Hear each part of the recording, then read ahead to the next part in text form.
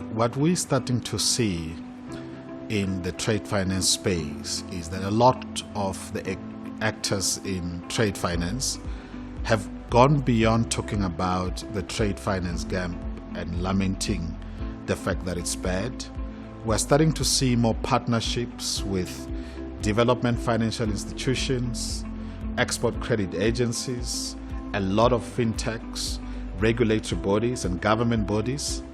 And those partnerships are leading to a much more active financing environment that is enhancing and improving not only the size of the financing, but as well as the quality of the financing, creating a sense of ease around financing. And hopefully what we're ending up with as a result of that is a trade financing gap that is increasingly shrinking and becoming smaller and smaller, up to a point where we now speak of a scenario where there is no trade finance gap.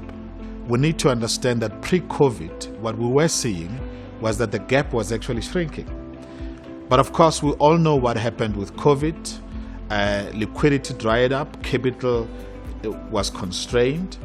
And as a result of that, that placed a burden on trade finance and started to halt the progress that we're making in terms of closing the gap.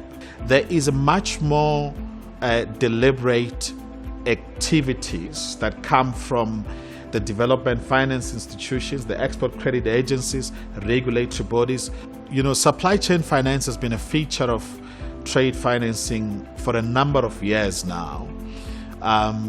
Within the African continent in particular, it's proven to be quite useful in closing the gap in terms of, providing comfort to finance SMEs and small businesses in general. When we talk about digitization in trade finance, I think we need to take a few steps backwards. A lot of banks, ourselves included, have for some time now had in place electronic banking platforms that allows customers to send payment requests, letters of credit application requests, guarantee requests. It allows them to check reports on progress in those transactions, and it allows the banks to notify them of any progress in terms of these requests. So for quite some time now, we've had these proprietary platforms that have worked pretty well.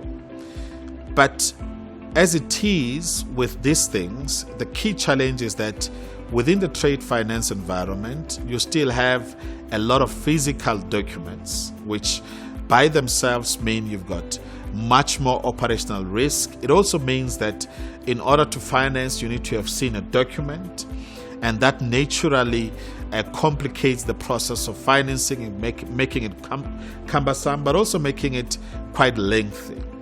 To solve particular pain points, and we've gone beyond the excitement of blockchain or distributed ledger technology and so forth, and we're able to say what pain points are we solving for, how do we make sure that customers can access financing or short-term lending quicker, and how do we get to a point where we can lend in a bigger scale without increasing our risk as a bank.